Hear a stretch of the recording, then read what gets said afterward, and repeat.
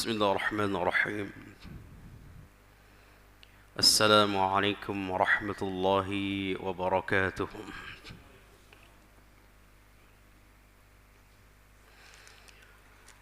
إن الحمد لله نحمده ونستعينه ونستغفره ونعوذ بالله من شرور أنفسنا وسيئات أعمالنا.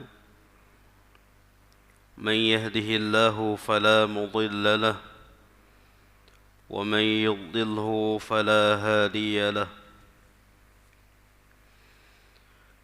أشهد أن لا إله إلا الله وحده لا شريك له، وأشهد أن محمدًا عبده ورسوله، لا نبي ولا رسول بعده. يا أيها الذين آمنوا اتقوا الله حق تقاته ولا تموتن إلا وأنتم مسلمون.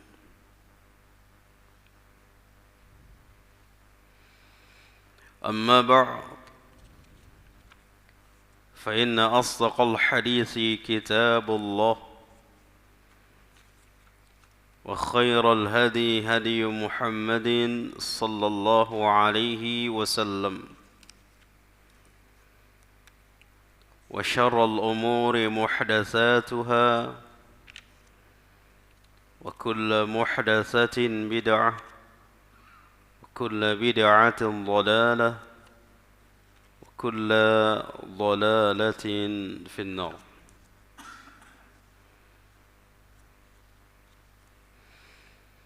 Ikhwani wal akhwati fid din, rahimani wa rahimakumullah. Kembali kita melanjutkan pembahasan kita dari kitab Al-Usul As-Salasah yang merupakan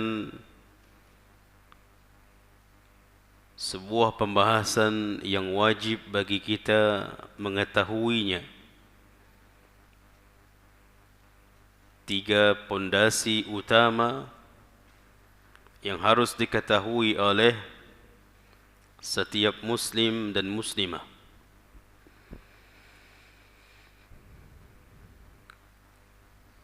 Kita masih berada di pondasi yang pertama, yaitu ma'rifatullah, mengenal Allah. Setelah kita membahas tentang beberapa berkaitan tentang ciptaan Allah, dan kita juga kenal siapa Allah, maka penulis melanjutkan membahas anwa'ul ibadah, macam-macam ibadah. Yang ibadah ini harus kita tujukan hanya kepada Allah semata. Karena penulis sudah memaparkan, sudah menjelaskan sebelum ibadah, dia menjelaskan tentang Rabb, tentang Allah. Maka kata para ulama, seseorang akan memaksimalkan mungkin atau berupaya berusaha semaksimal mungkin di dalam beribadah kepada Allah kalau dia sudah mengenal Allahnya.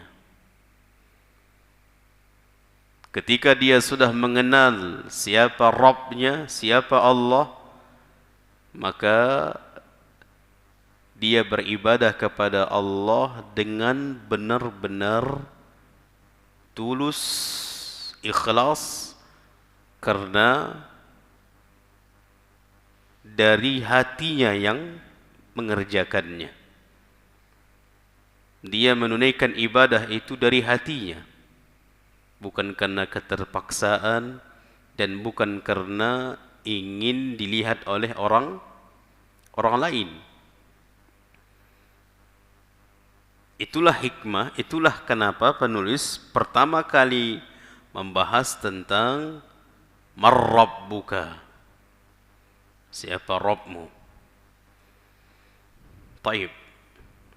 Kita masuk kepada ibadah ad-du'a. Kita masuk kepada ibadah doa.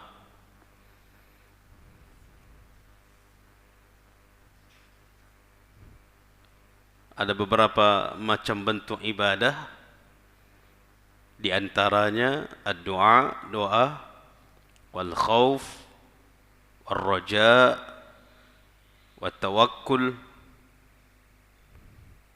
Khauf, rasa takut, ar-raja, rasa berharap, kemudian tawakkal, raghbah, wal rahbah, wal khusyu', wal khasyah, wal inabah, wal isti'anah, wal isti'azah, wal isti'azah, wal istighatsah, wal zabh, wal nazru, wa ghairu dhalika min anwa'il ibadah allati amara Allah biha kulluha lillahi ta'ala. Baik. Yang pertama beliau sebutkan adalah doa.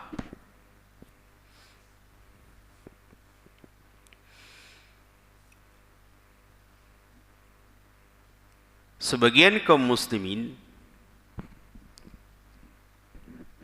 memahami doa itu hanya bersifat meminta. Hanya bersifat meminta. Baik itu meminta manfaat ataupun meminta mudarat agar dihilangkan darinya.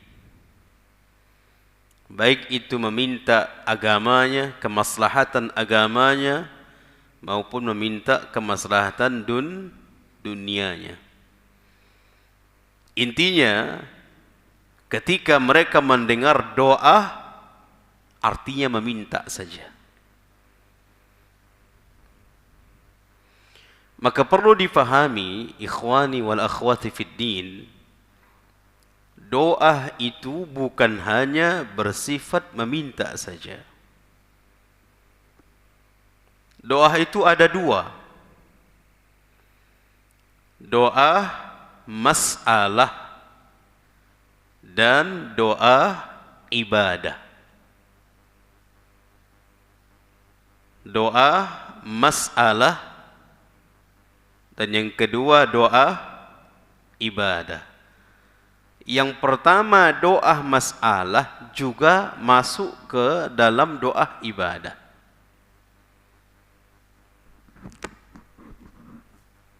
Doa mas'alah itulah doa yang meminta, yang mengarah kepada meminta. At-talab. Yang kedua doa ibadah. Kata para ulama, seluruh ibadah yang kita lakukan, ibadah itu juga dinamakan doa. Ibadah itu juga dinamakan doa. Salat ibadah salat. Doa ibadah salat yaitu ibadah doa. Haji, yang namanya ibadah itu juga disebut dengan doa.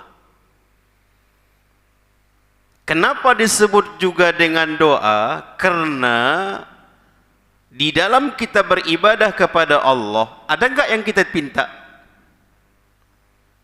Apa yang kita pinta di dalam setiap ibadah yang kita lakukan?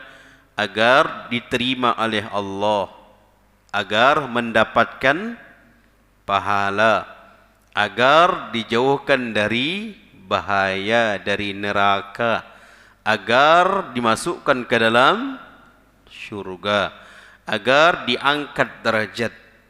Ini yang kita minta sama Allah. Makanya ketika kita beribadah, ibadah itu juga disebut dengan doa.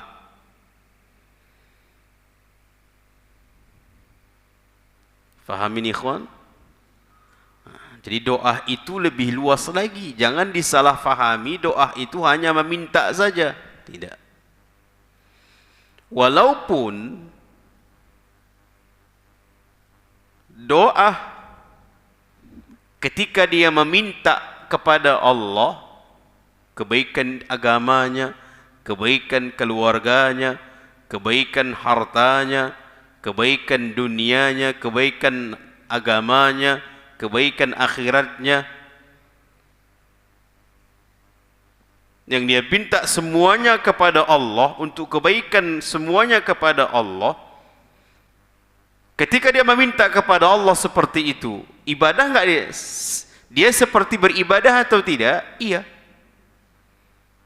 Makanya dia beribadah dan dia mendapat pahala. Walaupun dia sedang meminta. Walaupun dia sedang doa meminta. Makanya jemaah, meminta atau berdoa yang namanya doa, baik itu doa masalah, kita katakan tadi ada dua doa. Doa itu ada dua. Yang pertama doa masalah, yang kedua doa ibadah. Kedua-dua doa ini harus ditujukan kepada siapa?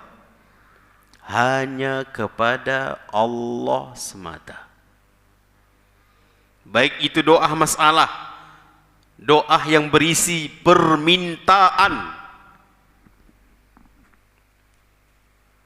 doa yang berisi permintaan duniawiyah atau ukhrawiyah, tetap hanya tujukan kepada Allah. Apalagi doa ibadah yang bersifat ibadah, salat, haji, jihad, atau lain-lainnya yang namanya ibadah, itu lebih ditujukan kepada Allah saja. Faham ini ikhwan? Jadi doa masalah, doa yang kita meminta, dan juga doa ibadah, artinya ibadah-ibadah yang kita lakukan itu juga disebut dengan doa, harus satu-satunya ditujukan kepada Allah saja, enggak boleh kepada siapapun. Minta apapun dia, terlebih kalau dia meminta urusan perkara yang tidak siapapun yang sanggup, hanya kepada Allah saja.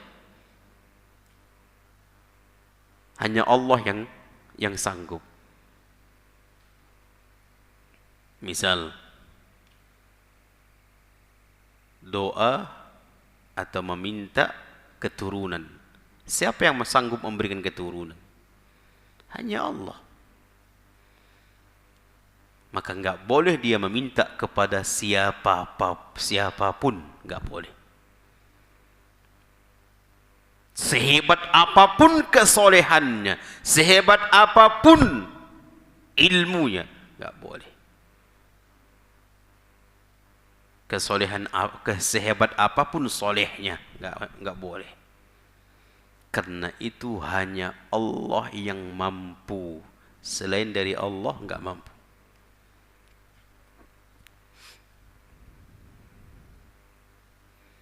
Baik. Jadi kita fahami doa itu ada dua, doa masalah Disebut dengan doa masalah, artinya doa yang berisi permintaan. Ya Allah berikan, ya Allah ini, ya Allah berikan, ya Allah. Ya Allah jauhkan, ya Allah dekatkan. Ini namanya doa masalah. Yang kedua, doa ibadah. Yang namanya doa ibadah artinya adalah seluruh ibadah itu juga disebut dengan doa. Seluruh ibadah. Kenapa ibadah itu disebut dengan doa? Karena ketika kita beribadah, apa yang kita minta? Diterima ibadah kita, diampuni dosa kita, diangkat derajat kita, dijauhkan dari api neraka, dimasukkan ke dalam syurga, dibalas dengan sebesar-besarnya. Nah, makanya disebut dengan doa ibadah. Baik. Allah mengatakan di dalam Al-Quran surah Al-Mu'min, yang merupakan janji Allah. Di dalam ayat ini ada dua perkara yang dijelaskan oleh Allah. Yang pertama, janji Allah, siapapun yang berdoa pasti Allah kabulkan. Janji siapa? Janji Allah. Allah tidak mungkin mengingkari janji. Allah mengatakan, wa qala rabbukum ud'uni astajib lakum. Telah berkata Rabb kalian. Apa perkataan Rabb kalian? Ud'uni, mintalah kepadaku, mengadulah kepadaku, memohonlah kepadaku, astajib lakum, pasti ku jawab, pasti ku kabulkan. Janji siapa ini? Allah. Menunjukkan setiap doa yang kita panjatkan pasti Allah jawab. Karena Allah berjanji setiap doa pasti Allah kabulkan. Ini perkara yang pertama dijelaskan di dalam surah ini, di dalam ayat ini. Surah Al-Mu'minun, surah Al-Mu'min ayat 60.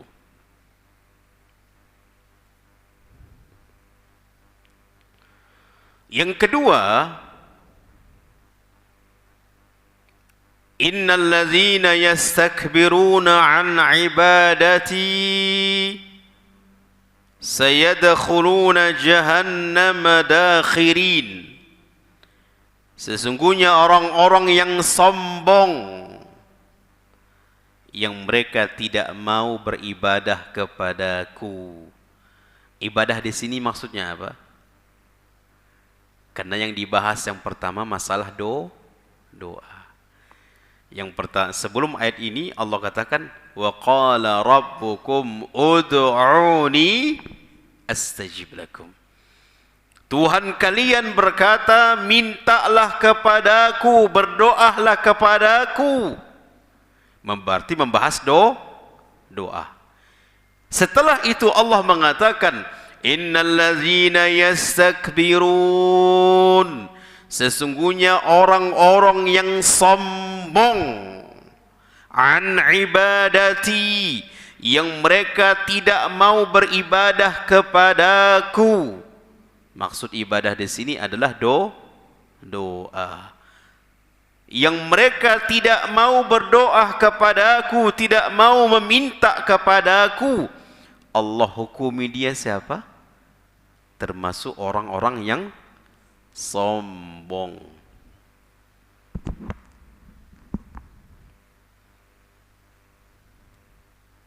Jadi wajar enggak kalau orang yang tidak berdoa itu dikatakan sombong? Wajar enggak?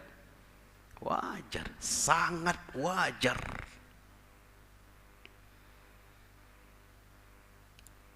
Kenapa? Karena di antara pengertian sombong, dia tidak membutuhkan yang lain. Dia tidak membutuhkan yang lain. Maka orang yang tidak berdoa kepada Allah, sama halnya seolah-olah dia tidak membutuhkan Allah. Makanya apa imbalannya, balasannya? Sayadkhuluna jahannam. Kalau kita sombong kepada makhluk, dosa besar atau tidak? Dosa besar.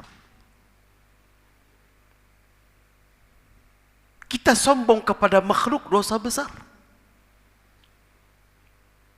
Ini bagaimana sombong kepada Allah. Sombong kepada makhluk sifatnya terpuji atau tercela? Tercela. Bagaimana dia sombong dengan Allah? Kenapa dikatakan dia sombong dengan Allah? Karena dia tidak mau berdoa. Aneh orang, semakin dia mengenal sunnah, semakin tidak berdoa. Aneh. Lebih aneh lagi, orang mengatakan orang-orang sunnah itu tak berdoa. Itu lebih aneh lagi tuh.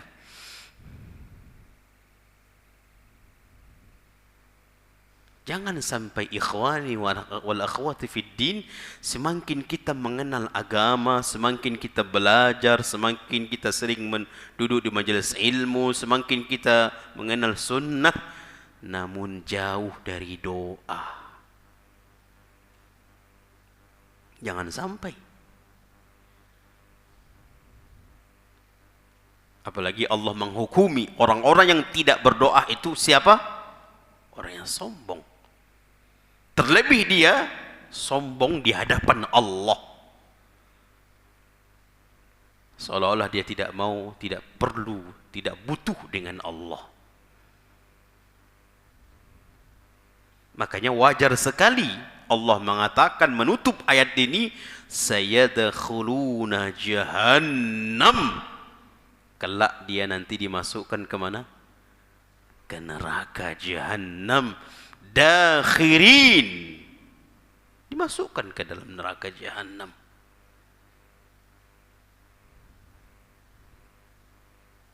Dalam keadaan hina dina,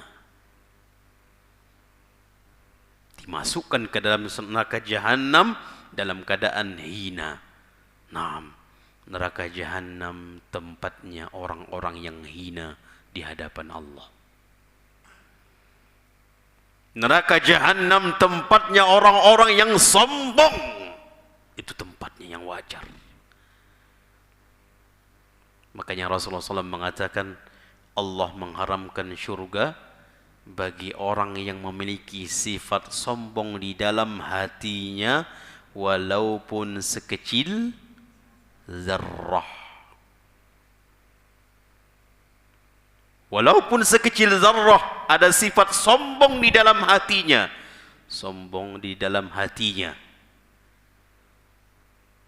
Itulah membuat dia tidak dimasukkan ke dalam syurga. Kalau dia tidak dimasukkan ke dalam syurga, berarti kemana dia dimasukkan? Ke neraka. Neraka tempatnya orang-orang yang sombong. Fir'aun, di mana tempatnya? Neraka, sombong. Qarun, sombong. Baik.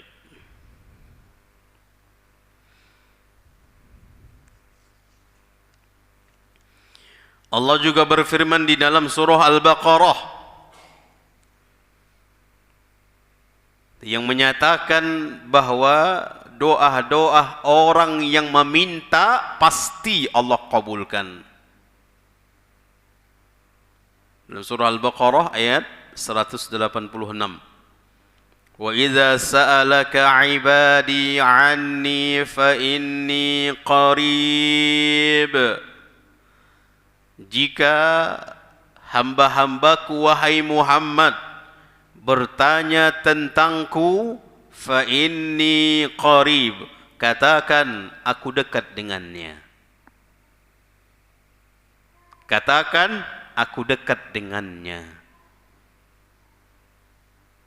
Ilmu Allah, bukan zat Allah.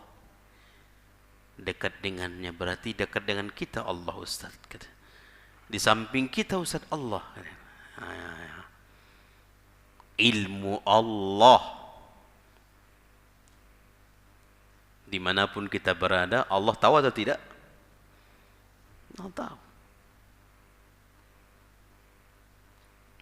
Ujibu da'watad da'i idza da'an.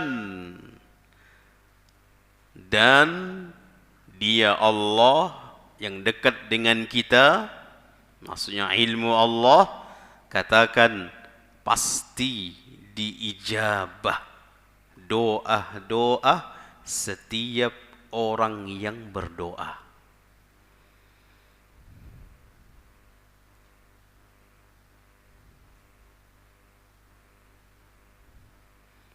Ini menunjukkan Allah pasti mengijabah setiap orang yang meminta. Ustaz, ikhwan, coba duduk merenung, ada enggak doa-doa yang Allah belum kabulkan? Pernah enggak kita duduk merenung, kita apa yang pernah kita minta? Berapa yang dikabulkan, berapa yang tidak dikabulkan?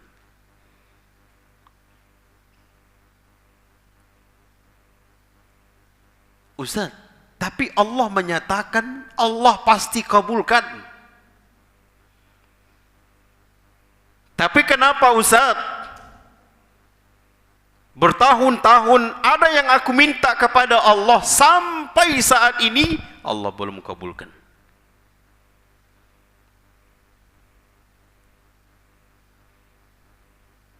Ikhwani rahimani wa rahimakumullah,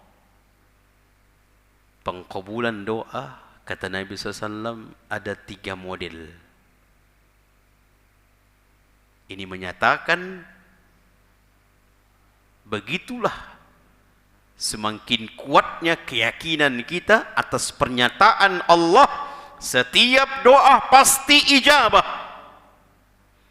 kecuali ada penghalang-penghalang ijabah. Nanti kita sebutkan ada beberapa penghalang doa kita tak akan diijabah. Sekalipun kita meneteskan air darah, Allah tidak akan terima doa kita. Allah tidak akan kabulkan doa kita. Kenapa? Sampai penghalang-penghalangnya hilang dari kita. Bentuk pengkabulan doa ada 3 model. Kata Nabi SAW disebutkan dalam hadis riwayat Ahmad yang dinyatakan hadis ini hasan sahih. Kata Nabi SAW, "Ma min muslim yad'u Allah bida'watin laysa fiha ithmun wala qati'atu rahim." Kata Nabi SAW, tidak ada seorang muslim yang berdoa kepada Allah dengan sebuah doa yang doanya itu tidak mengandung dosa. Tidak mengandung dosa. dan tidak mengandung memutuskan silaturahim.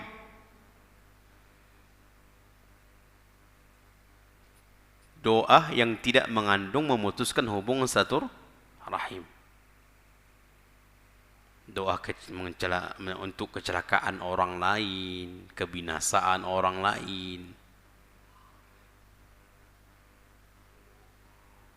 Kata Nabi SAW, tidak ada setiap muslim yang berdoa yang di dalam doanya tidak mengandung dosa, tidak mengandung memutuskan hubungan silaturahim, illa a'tahu Allahu biha ihda salasin, kecuali Allah pasti berikan, pasti kabulkan, ijabahkan dengan 3 kondisi. Yang pertama, imma an tu'ajjala lahu da'watuh. Yang pertama, Allah langsung kasih di dunia.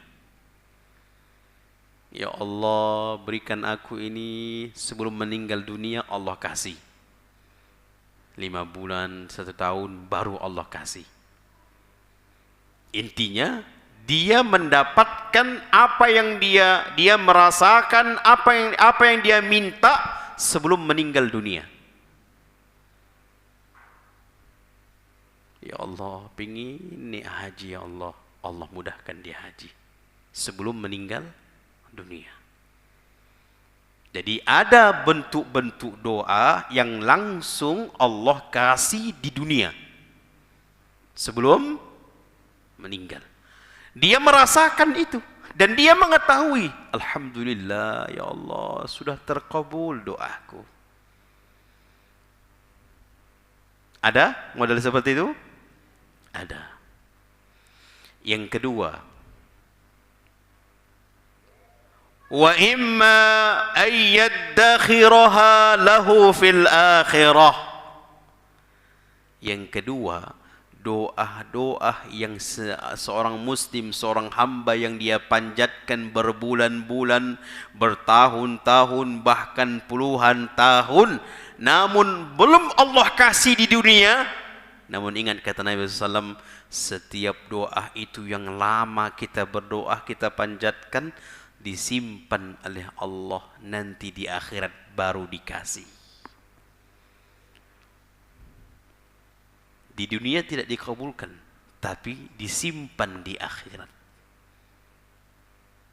Nanti baru dikasih di akhirat. Faham ini Pak? Yang ketiga, wa imma ay yasrifa anhu minas su'i mislaha.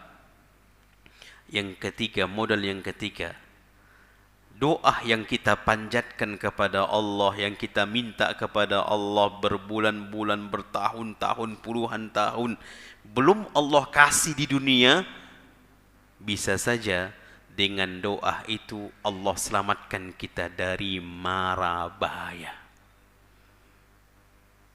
dari musibah-musibah, dari perkara-perkara yang membahayakan kita. Allah selamatkan kita dari musibah karena kita berdoa. Jadi kira-kira ada nggak rugi kita berdoa, Pak? Ada nggak ruginya? Nggak ada. Nggak ada ruginya. Yang pertama dikabulkan, yang kedua disimpan, nanti di akhirat dikasih. Yang ketiga, doa itu bisa menyelamatkan dirinya dari mara bahaya. Dari 3 model ini Pak, kira-kira mana yang Bapak yang mau?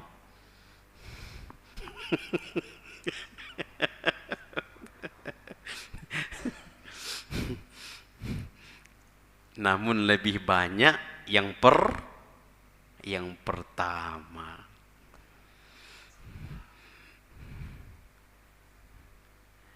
Apa gunanya kita pinta langsung semuanya dikasih, di akhirat tak ada simpanan.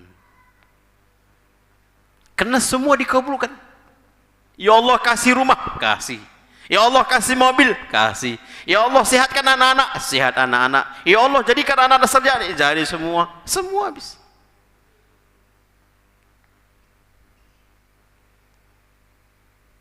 Di akhirat nggak ada simpanan. Terlebih doa itu tidak menyelamatkan dirinya dari mara bahaya. Jadi tiga-tiga ini kita harapkan atau tidak, Pak? Kita harapkan. Makanya ketika Nabi mengatakan itu, para sahabat mengatakan, "Ya Rasulullah, kalau begitu kami lebih banyak berdoa." Kata Nabi, "Iya, lebih banyak berdoa." Aksir, faaksir, banyak berdoa. Karena tiga-tiga ini kita harapkan. Ada memang di antara doa yang kita minta, kita ingin supaya Allah langsung kabulkan di dunia. Ada. Dan juga kita berharap supaya itu menjadi keselamatan kita nanti di akhirat. Karena Allah simpan doa-doa itu. Yang ketiga, kita berharap doa itu yang menyelamatkan kita. Karena kita minta sama Allah, dengan doa itulah, berkat doa itulah Allah selamatkan kita dari musibah-musibah. Ini kita harapkan semuanya. Maka supaya ini terus berjalan di hadapan Allah, di sisi Allah, jangan berhenti di dalam berdoa. Udah Isya, Pak? Jangan berhenti dalam berdoa. Karena nggak ada ruginya. Apalagi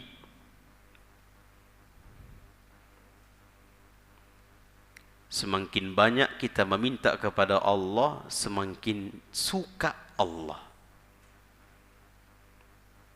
Tapi kalau semakin banyak kita minta manusia kepada manusia, manusia itu akan nggak suka sama kita.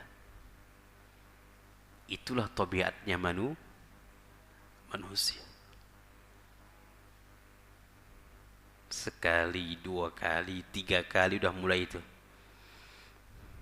Lewat dari 3 kali udah tutup pintu tuh. Itu tabiat manusia. Namun Allah, semakin banyak kita meminta, semakin Allah suka dengan kita. Semakin jauh kita meminta, semakin jarang kita berdoa meminta, semakin kecil cinta Allah yang kita dapatkan, semakin kecil sayang Allah yang kita dapatkan. Pilih ikhwan dan akhwat, kita ingin besar cinta Allah atau kecil?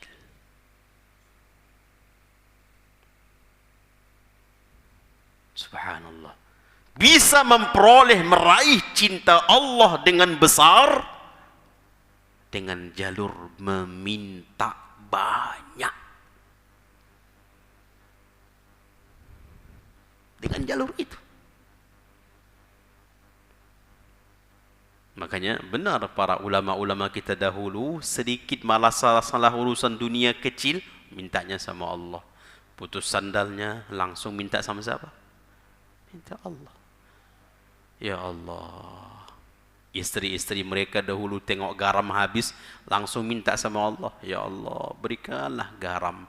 Baru minta sama suami. Mas, habis garam. Yo.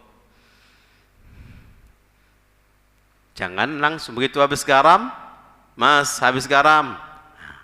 Minta dulu sama Allah. Karena Allah yang memberikan garam. Itu masih garam, jemaah. Belum lagi boras. Mana lebih besar, garam atau beras?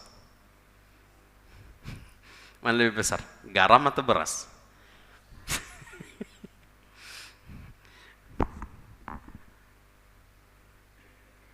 Itu masih garam. Minta sama Allah. Kita tengok garam, ya Allah, habis ya Allah garam, berikan ya Allah garam kepada kami. Baik.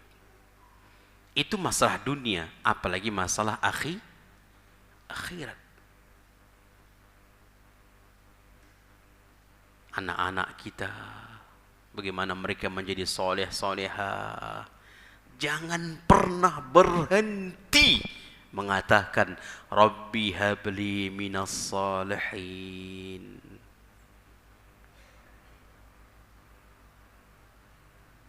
Jangan pernah berdoa, jangan pernah berhenti berdoa kepada Allah. Rabbana hablana min azwajina wa dhurriyyatina qurrata a'yun waj'alna lil muttaqina imama. Jangan pernah berhenti. Baik. Kita salat Isya dulu. Insyaallah ba'da Isya kita lanjut sedikit.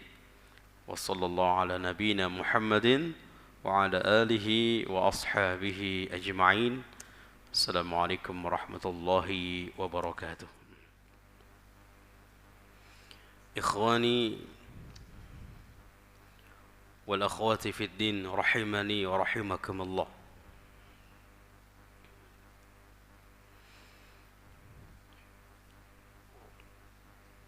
disebutkan dan disusun oleh para ulama ada beberapa adab ketika kita berdoa kepada Allah, ketika kita meminta kepada Allah,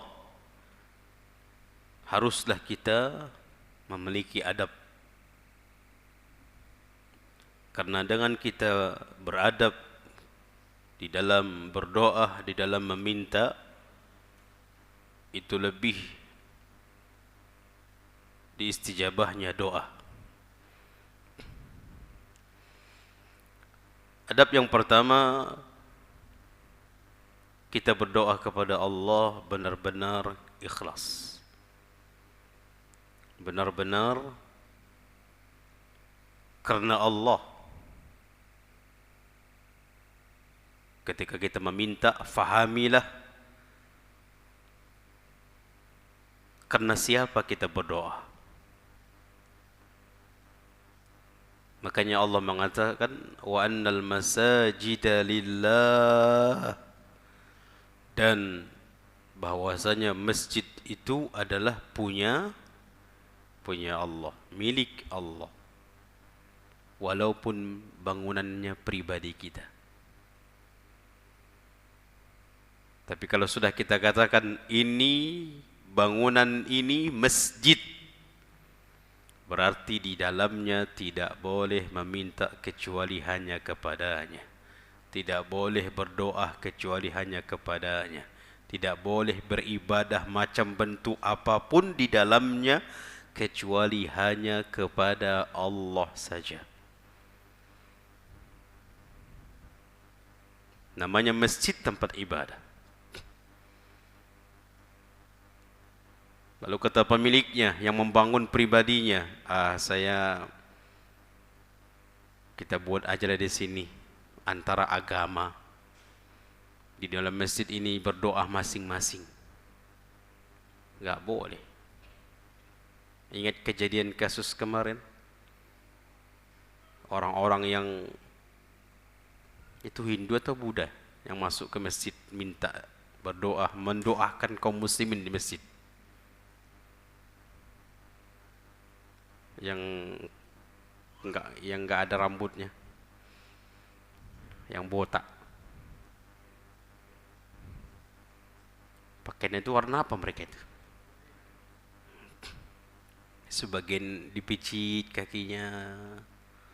Subhanallah. Di masjid kita tahu mereka meminta sama siapa. Kita tahu mereka berdoa kepada siapa. Malah umat Islam meminta doa dari mereka. Itu masjid. Allah mengatakan wa annal masajida lillah fala tad'u ma'allah ilaha ahada. Fala tad'u ma'allah. Maka Allah mengatakan bahwasanya masjid itu adalah milik Allah. Maka jangan kalian memohon kepada Allah bersamaan kalian memohon kepada selain dari Allah.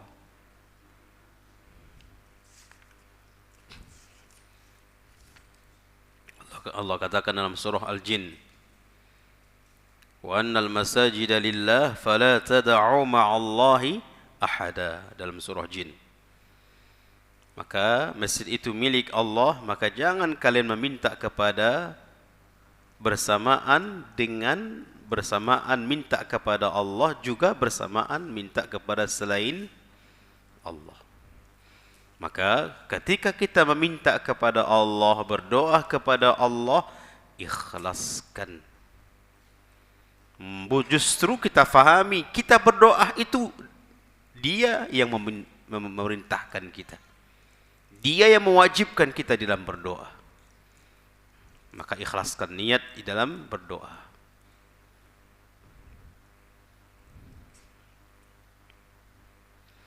Kemudian juga termasuk adab di dalam berdoa adalah jangan langsung kita pinta apa yang kita inginkan.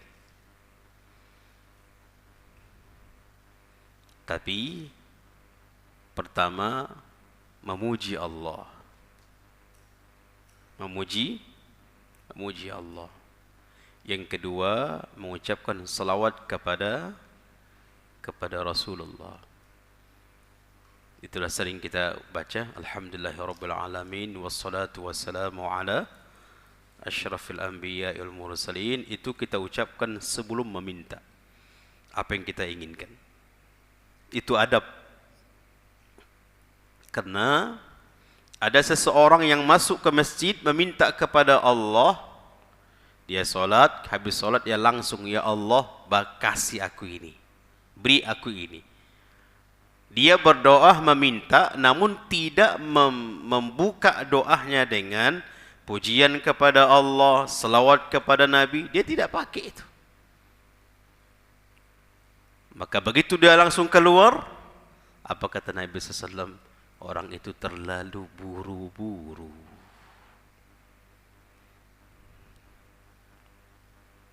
Maka Nabi mengajarkan adabnya itu adalah baca pujian dulu kepada Allah, kemudian selawat kepada Nabi, barulah minta sesuka kita sebebas-bebasnya. Faham ini Pak? Baik. Kemudian juga termasuk adab di dalam meminta berdoa kepada Allah adalah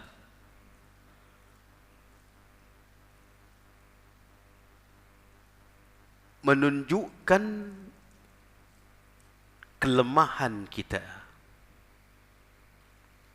menunjukkan diri kita ini hina di hadapannya, diri kita ini lemah di hadapannya, tidak memiliki kemampuan apa-apa di hadapan Allah. Makanya kita minta kepadanya. Tunjukkan itu. Jangan ucapkan lisan kita mengucapkan doa kepada Allah, meminta kepada Allah, namun hati kita itu merasa aku mampu kok, aku bisa.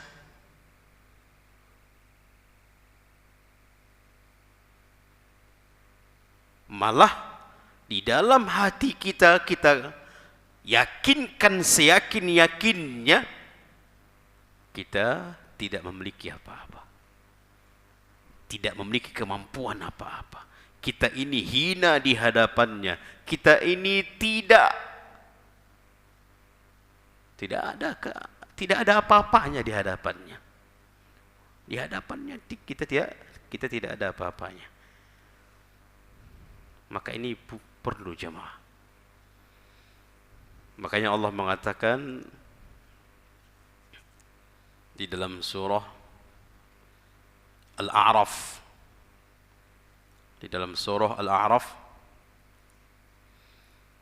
Ud'u rabbakum tadarru'a wa khufyah. Mintalah kepada Rabb kalian, berdoalah kalian kepada Rabb kalian tadarru'a, dalam keadaan yang pertama menghinakan diri, merasa lemah,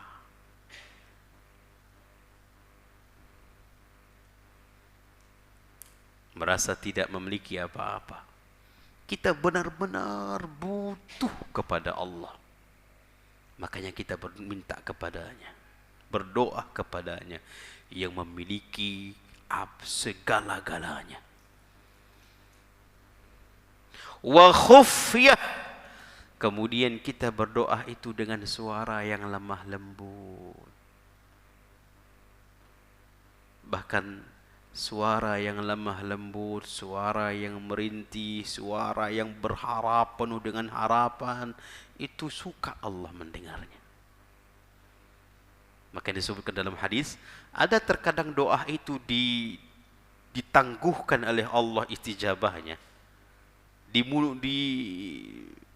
dilamakan oleh Allah dikabulkannya, karena Allah suka hamba itu terus berdoa dengan kalimat-kalimat yang penuh dengan harapan, kalimat-kalimat yang indah.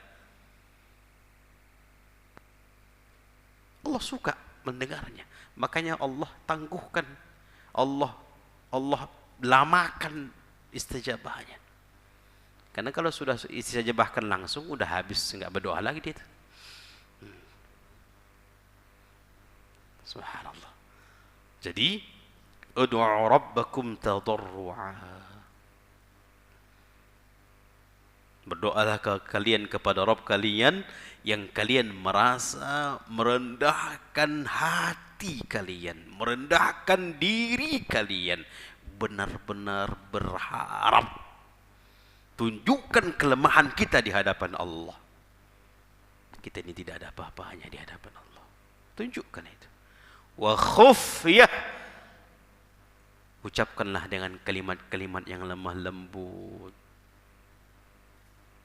Kalau kita memiliki bahasa yang indah, kita pilih bahasa-bahasa yang indah di dalam berdoa. Ini adab. Innahu la yuhibbul mu'tadin. Dan sesungguhnya Allah tidak suka dengan orang melampaui batas. Termasuk orang melampaui batas itu adalah tidak merendahkan dirinya ketika meminta, tidak merasa dirinya itu tidak merasakan dirinya itu butuh dengan Allah, atau tidak menunjukkan dirinya itu lemah selemah-lemahnya. Baik. Kemudian yang keberapa? Ini sudah ngantuk tuh gimana ini? Hah? Ada yang 3, ada yang 5. Masya Allah. Baik. Kemudian juga diantara adab adalah yakin Allah pasti istijabah. Allah pasti menjawab. Allah pasti mengkabulkan. Yakin. Yakin Allah pasti mengijabah. Dan jangan lalai hati kita di dalam berdoa. Nah, ini 2 ya. Di dalam ini. Yang pertama yakin, di dalam hati kita yakin ketika berdoa pasti Allah ijabah. Yang kedua, di dalam berdoa itu jangan hati kita itu lalai. Dia minta entah hati entah ke mana-mana, enggak menghadirkan hati, jangan. Makanya di dalam hal ini Rasulullah mengatakan dalam 2 perkara ini Rasulullah sebutkan dalam sebuah hadis. Hadis ini sebagian mendhaifkan hadis ini, sebagian menghasankan hadis ini. Kenapa dikatakan para ulama hasan? Karena hadis ini dari jalur yang banyak jalur hadisnya, dari jalur periwayatan hadisnya banyak, sehingga kaidah kalau sudah jalurnya hadis itu memiliki jalur yang banyak, walaupun dhaif, sehingga jika dikumpulkan semuanya maka dia menjadi hasan. Makanya sebagian ulama memandang hadis ini hasan karena memiliki jalur yang banyak. Namun sebagian mendhaifkan hadis ini. Apa kata Rasulullah SAW? Tapi walaupun sebagian mendhaifkan hadis ini, maknanya bagus, maknanya benar, kandungan isi hadisnya benar. Kesepakatan para ulama, makna kandungan di dalam hadis ini sepakat, walaupun status hadisnya terjadi khilaf di kalangan para ulama. Sebagian mengatakan dhaif, sebagian mengatakan hasan. Apa kata Nabi SAW? Ud'ullaha wa antum muqinuna bil ijabah. Mintalah kalian kepada Allah dan kalian di dalam hati kalian yakin seyakin-yakinnya Allah pasti ijabah. Jadi yakin. Ketika kita minta, yakin dalam hati kita Allah pasti mengkabulkan doaku. Jadi bukan hanya Allah pasti mendengar, Allah pasti mengetahui dalam hatiku. Iya, Allah tahu, Allah dengar, Allah tahu, mengetahui, Allah pasti yakin, aku yakin Allah tahu apa dalam hatiku. Iya, Allah tahu. Tidak cukup itu, tapi yakinkan Allah pasti ijabah. Faham ini Pak? Yakin. Sekalipun yang kita minta urusan dunia, yakin Allah ijabah. Apalagi urusan agama. Yakin. Ud'u Allah wa antum muqinuna bil ijabah. Mintalah kalian kepada Allah dan kalian yakin Allah pasti ijabah. Wa'lamu, ketahuilah, anna Allah la yastajibu du'aan min qalbin ghafilin lahin. Ketahuilah, orang-orang yang meminta, orang-orang yang berdoa, ketahuilah, orang-orang yang berdoa kepada Allah, ketahuilah, anna Allah la yastajibu, Allah tidak mengijabah du'aan, sebuah doa, min qalbin ghafilin lahin, dari hati yang lalai. Lisannya saja yang bergerak, hatinya juga bergerak entah kemana-mana. Hati lalai, tidak menghadirkan hati. Makanya Rasulullah katakan dari awal, yakin. Karena kalau sudah yakin, hati tak kemana-mana lagi. Ada orang cuma hafal saja doanya, ditambah tidak faham. Karena tidak faham itu artinya akhirnya hatinya entah kemana-mana, maka Allah tidak ijabah doa seperti ini.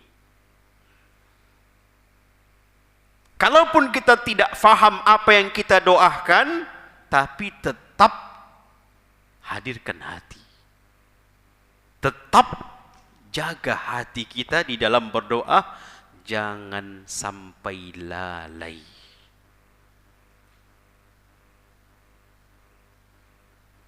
Paham ini Pak? Makanya kalau orang yang menghadirkan hati, kemudian menjaga hatinya lalai di dalam berdoa, kira-kira ngantuk nggak berdoa itu? Ngantuk nggak itu dalam berdoa itu? Nggak mungkin. Orang yang berdoa ngantuk itu pasti hatinya lalai. Iya kan Pak? Itu pasti hatinya nggak hadir.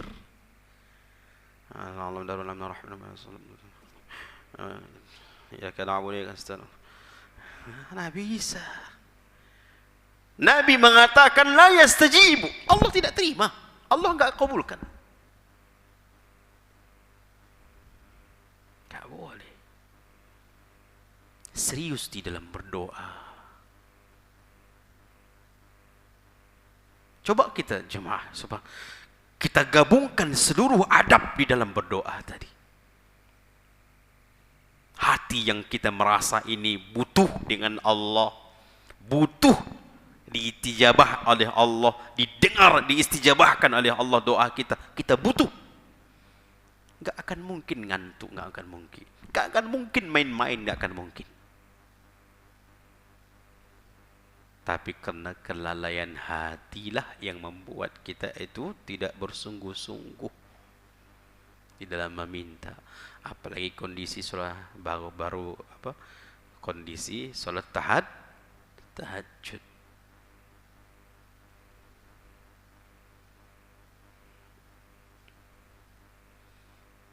Paham ini Pak?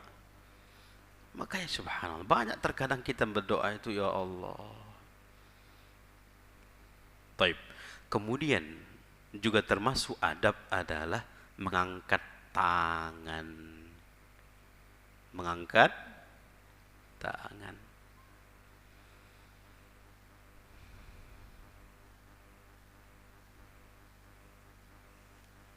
Yang termasuk disebutkan di dalam hadis, termasuk mengangkat tangan ini adalah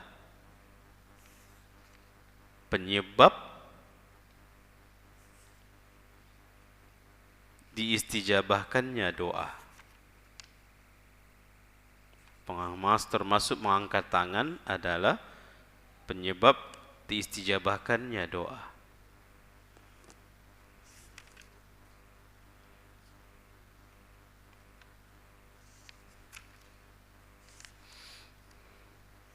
Kata Nabi SAW,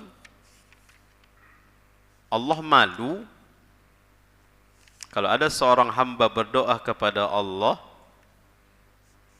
namun ketika seorang hamba berdoa kepada Allah lalu dia turunkan tangannya di dalam berdoa, Allah malu kalau Allah tidak istijabah. Allah malu. Maka dari ini kata para ulama, termasuk mengangkat tangan adalah bagian dari asbab, bagian dari penyebab dikabulkannya doa.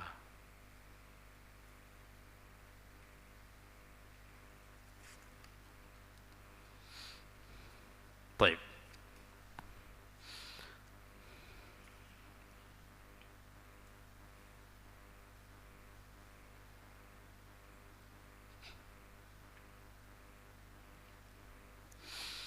Kemudian ahibati fillah, itu beberapa adab ya, beberapa adab di dalam berdoa.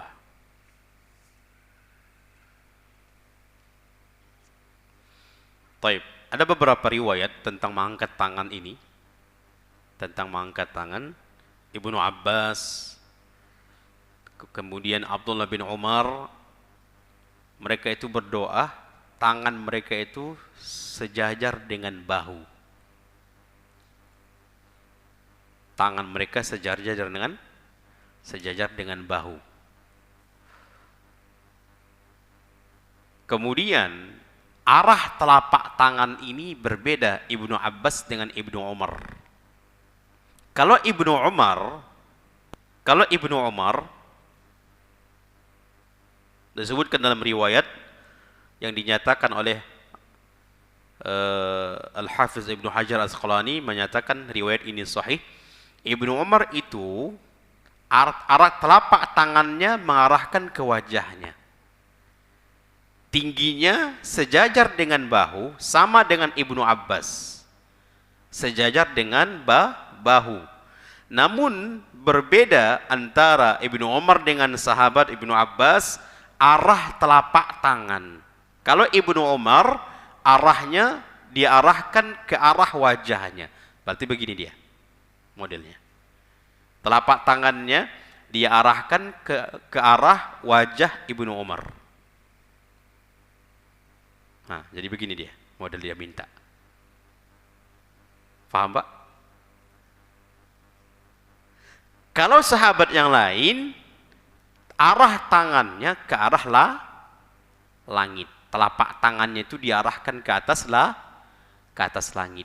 Kalau tingginya tetap diangkat sama dengan pundak. Berarti gini.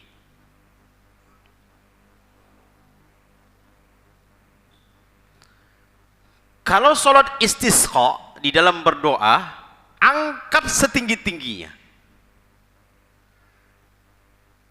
Angkat setinggi-tingginya. Kalau dalam kondisi istisqa. Karena Nabi seperti itu. Tapi kalau tidak kondisi seperti itu, mungkin doa biasa berdoa di hari-hari biasa, maka cukuplah tangan kita ini kita angkat sejajar dengan bahu. Kata para ulama jemaah, tingginya kita mengangkat tangan itu menunjukkan keseriusan, kesungguh-sungguh kita berdoa. Ini pula malah disandarkan tangan dengan paha. Jadi tabuka aja yang ada. Tabuka saja gitu. Enggak mau mengangkat. Tak mau mengangkat. Atau kayak gini. Apa namanya? Dia jajarkan tangannya dengan perutnya.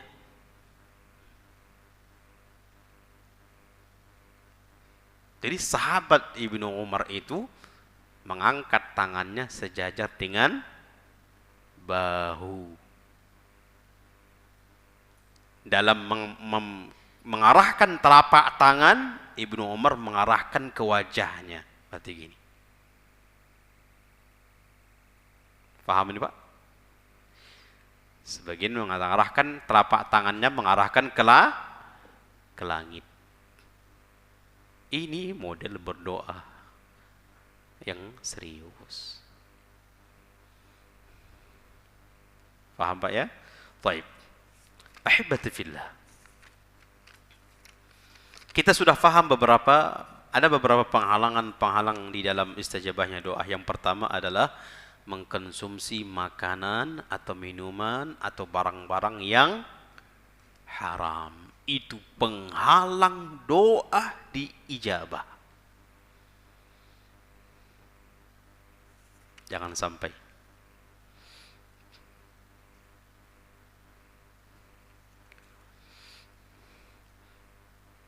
Kemudian juga termasuk penghalang doa adalah tidak sabar. Saking kan tidak sabarnya dia berdoa, dia tinggalkan doa. Percumanya berdoa, tak juga nya katanya. Tak mau lagi dia berdoa deh. Pak, kenapa tak berdoa? Tak mau lagi berdoa. 60 tahun Ustaz aku berdoa, tak juga dikabulkan kata juga. Ditinggalkannya doa. Karena tidak sabar. Umar bin Khattab mengatakan, tugasku berdoa. Dikabulkan itu siapa? Tugas siapa? Itu siapa? Urusan siapa? Urusan Allah. Tugasku sebagai hamba berdoa. Dikabulkan atau tidak dikabulkan, itu urusan Allah.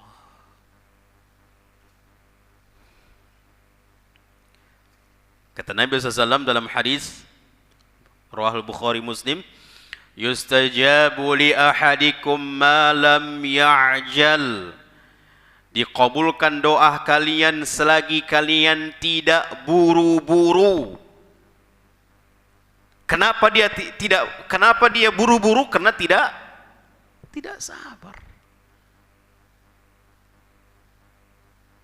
Dikabulkan doa kalian selagi kalian tidak buru-buru. Fayaqul, Lalu bagaimana model yang buru-buru itu? Bagaimana model yang buru-buru itu? Qad da'autu falam yustajab li wa tarakat du'a. Ya Allah, aku sudah berdoa samamu ya Allah bertahun-tahun tapi tak juga terkabulkan. Udahlah, berhenti aku berdoa. Tak apa doa lagi dia. Baik. Kemudian juga penghalang doa disijabahkan adalah berbuat dosa dan maksiat. Ya Allah. Berbuat dosa dan maksiat. Ini juga penghalang doa diistijabahkan. Termasuk juga penghalang doa diijabahkan adalah meninggalkan kewajiban kita sebagai hamba. Seluruh kewajiban yang kita tinggalkan kepada Allah itu penghalang. Bukan hanya seluruh kewajibannya, ada kewajiban kita yang kita tinggalkan, itu penghalang. Ada kewajiban kita kepada Allah yang kita tinggalkan, itu penghalang. Yang tidak sholat lah, itu penghalang nih doanya dikabulkan atau diijabah.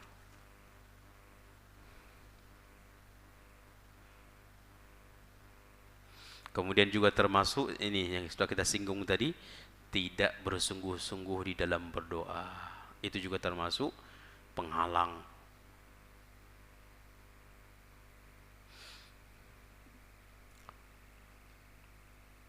Baik.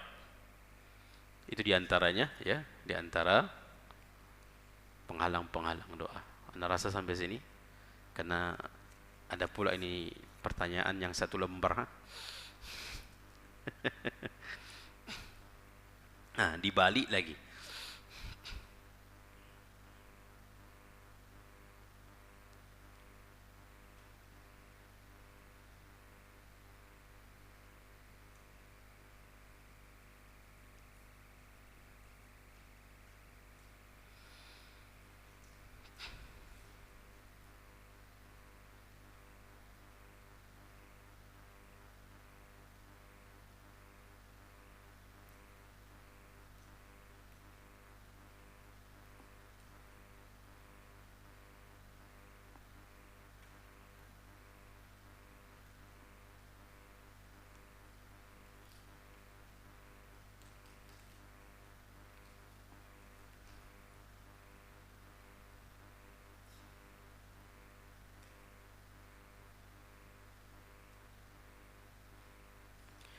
Baik. Assalamualaikum warahmatullahi wabarakatuh. Ada yang bertanya dengan saya, di manakah Allah sebenarnya? Di Al-Baqarah tadi disebutkan, katakan aku dekat dengannya. Tolong jelaskan Ustaz, soalnya mereka ada yang bertanya. Pertanyaan tentang di mana Allah di zaman hidupnya Nabi pun sudah ditanyakan atau tidak? Sudah. Sudah ditanya kepada Nabi. Sudah dijawab Nabi atau tidak? Sudah. Tinggal jawablah seperti jawaban Nabi.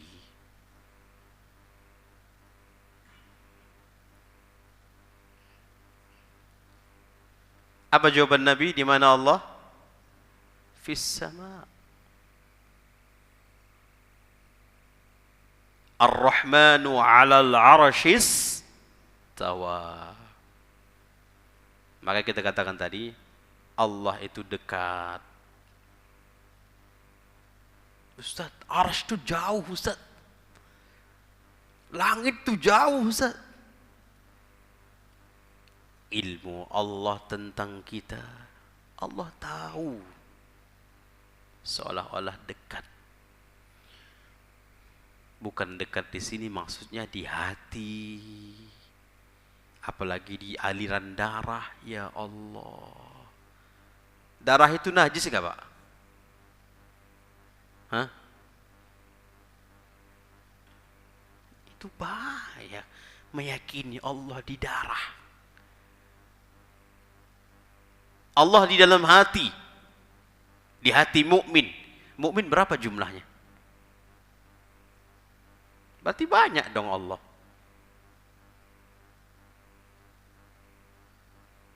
Gimana pahamkan itu? Allah itu Esa. Dikatakan Allah berada di hati mukmin. Pahamkan itu. Tetap pada jumlahnya Esa. Hati mukmin berapa? Bagaimana memahami itu? Mensatukan jumlah yang begitu banyak dengan satu. Dengan Esa. Bagaimana memahaminya?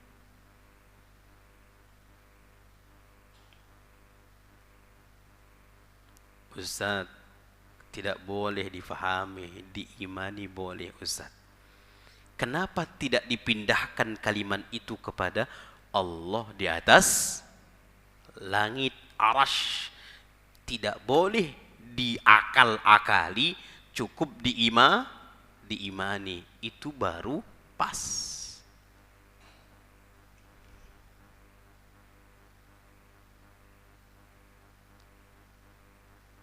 Apalagi jawaban itu di hadapan Nabi, disetujui oleh Nabi kebenarannya. Dah lengkap.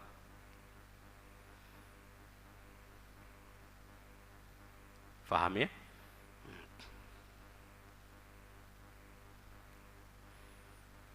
Juga ada di dalam menyatakan bahwasanya Allah itu dekat, lebih dekat dari urat nadi kalian.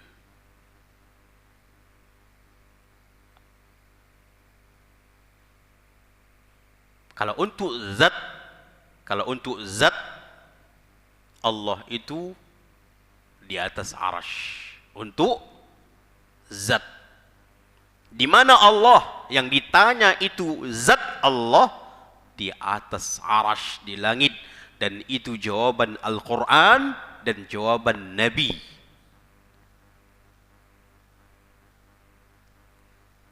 Dan itu juga jawaban seluruh para sahabat.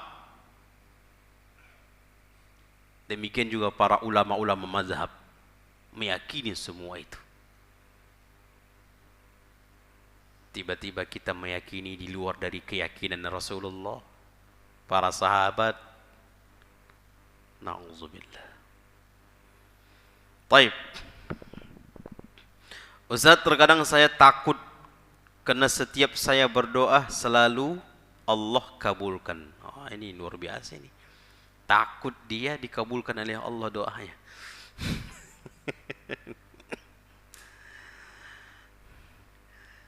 Apakah karena saya yakin akan kebesarannya? Kadang saya menangis sambil berdoa, ya Allah, ampunilah dosa-dosaku beserta kedua orang tuaku. Pernah kejadian Ustaz saat saya puasa Senin Kamis. Itu hari Kamis kejadian saya ngomong, ya Allah, dia minta sama Allah, ya Allah, pingin nasi pakai peye. Dia teringat nasi pakai peye. Nikmat rasanya. Dia teringat itu. Dia minta sama Allah. Setengah jam kemudian datang yang mengantarkan. Datang yang ngantarkan. Ngantaran apa? Nasi tadi. Ada juga peyeknya. Yang datang malah ada telurnya lagi. Lengkaplah namanya nasi apa? Nasi urap. Sempat kalau datang nasi sampai saja menggerutu juga kayaknya itu. Tapi Allah kasih telurnya ada dan ubinya ada. Lalu orang ini yang bertanya menangis. Nah, terkadang ada langsung Allah kabulkan. Khawatir yang bertanya ini maksudnya adalah khawatir tidak menjadi simpanan di akhirat. simpanan di akhirat. Kita katakan, kita minta kalau bisa ketiga-tiga kondisi tadi. Yang pertama, ada yang dikabulkan. Yang kedua, ada yang disimpan sebagai simpanan kita di akhirat nanti, sehingga berupa pahala. Semua doa-doa kita akan dijadikan menjadi pahala. Yang ketiga, itu bisa saja doa itu bisa menyelamatkan kita dari mara bahaya. Ketiga-tiganya kita insya Allah itu yang kita harapkan. Ya, itu kita harapkan insya Allah. Kalau tetap yakin kepada Allah, yang ketiga-tiganya itu juga harapan kita penuh dengan keyakinan di atas tiga perkara tersebut. Ini saja, mudah-mudahan bermanfaat. Kita tutup dengan doa kafaratul majlis. Subhanakallahumma bihamdika asyhadu an la ilaha illa anta astaghfiruka wa atubu ilaik. Akhiru da'wana alhamdulillahirabbil alamin. Wassalamualaikum warahmatullahi wabarakatuh.